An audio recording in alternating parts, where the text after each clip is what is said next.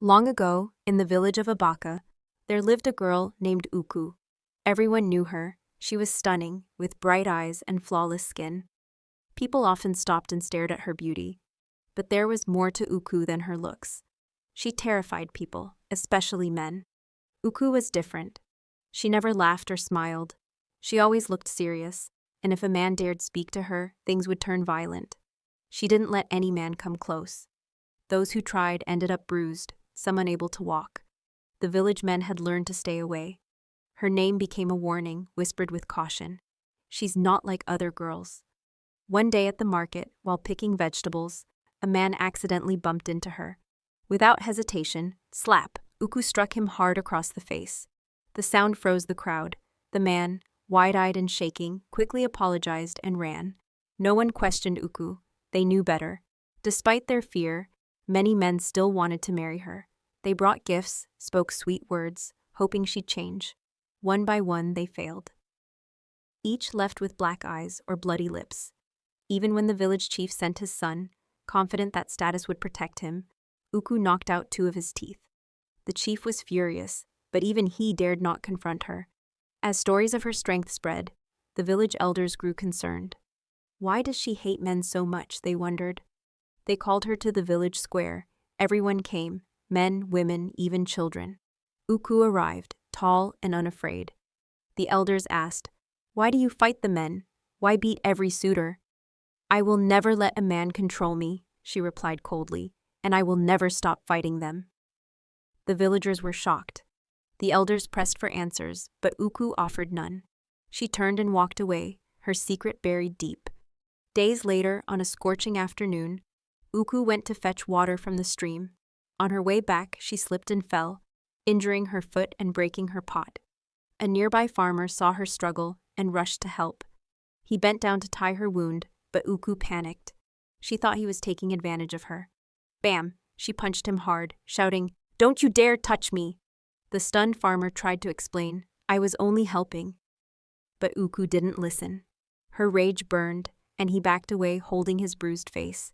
And so, the fear of Uku deepened. Beautiful but untouchable, she lived on, guarding her pain in silence, feared by all, understood by none. In Abaka, it was forbidden for men to strike women, no matter the reason. So when Uku punched the farmer who tried to help her, he simply stood up slowly, bruised and aching, and limped away without a word.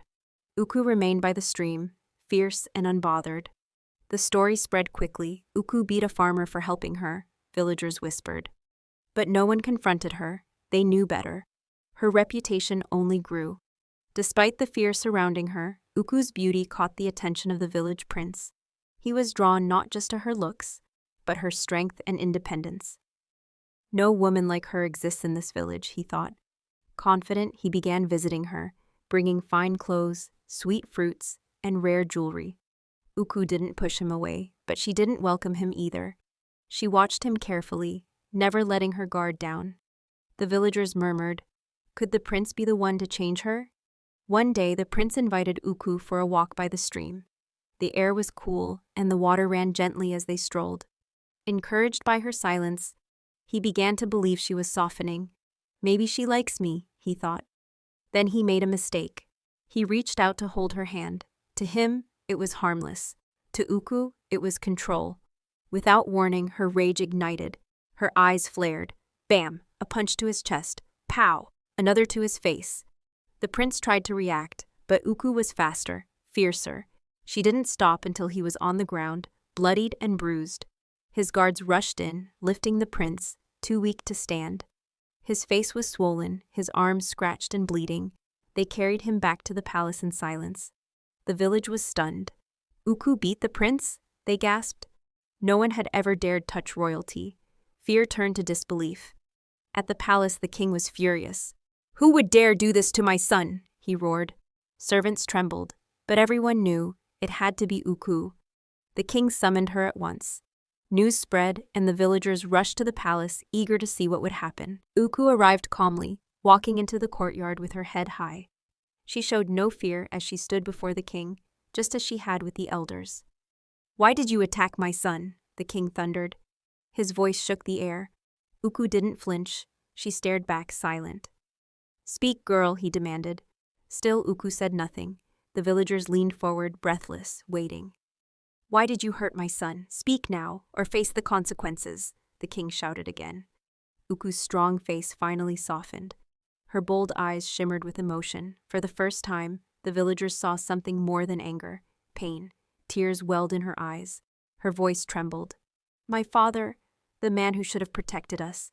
He wasn't kind," she said quietly. The crowd leaned in. "He beat my mother, every day, treated her like a slave, yelled at her, pushed her, and when she tried to speak, he'd threaten her, raise his hand, and she'd go quiet, too scared to fight back." The courtyard fell silent. Every eye was on Uku. Her voice cracked as the truth she had hidden for so long poured out, raw and heavy.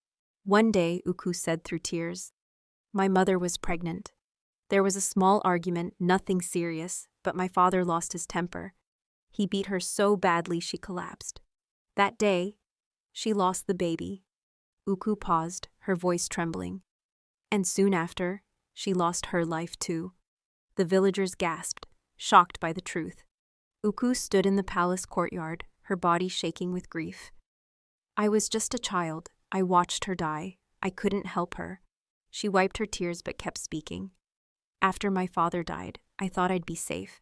I was sent to live with my uncles, but it was worse." Uku had hoped for peace, but found cruelty. Her uncles were no better than her father, shameless men who brought different women into their home every night, treating them with no respect. They used force, harsh words, and ugly actions. The women obeyed out of fear. Even their wives, women who lived under the same roof, were beaten and silenced. One look, one word, and a slap would follow. Some were hurt so badly they couldn't walk for days. Uku watched it all, day after day. The men in her life only knew how to dominate. They didn't listen, they didn't care. They used strength to make women feel small. So she made a vow, "No man will ever hurt me. No man will ever have power over me." She couldn't save her mother. She couldn't protect her uncle's wives. But she could protect herself. From that day, Uku's heart hardened. She let no man near. She became the fierce girl the village feared. But behind that strength was pain, a story no one had known. Until now. The village was silent. They had seen Uku as wild, dangerous, but now they understood. She hadn't been fighting men for no reason. She was guarding her soul. The men, especially those who tried to charm or control her, lowered their heads in shame. Some were reminded of their own wrongs. They saw how deep the damage of cruelty could go. The women of Abaka looked at Uku with new eyes. She wasn't just fierce, she was a fighter. She had stood for every woman who had suffered in silence. Even the prince, who once thought he could tame her, now understood the pain he'd ignored. With a heavy heart, he apologized. "I was wrong," he said. "I'll never try to control you again. I respect your strength." The king, moved by Uku's story, made a promise. No man in Abaka will ever treat a woman cruelly again. Uku's uncles were punished for their abuse. And for the first time, a deep respect for women began to spread across the village. Uku remained strong, but her heart open, just a little. She agreed to marry the prince, not because she'd been tamed, but because he had learned to honor her strength. It was a union not of power, but of respect, meeting respect. Strength meeting strength. The village celebrated, not just a marriage, but a new beginning. Uku's journey from pain to power became a legend told for generations. The story of a girl who refused to be broken, and a village that finally understood the true meaning of courage and respect. If you enjoyed this tale, don't forget to like the video, share your thoughts in the comments, and subscribe for more powerful stories inspired by African folklore. Thank you for watching.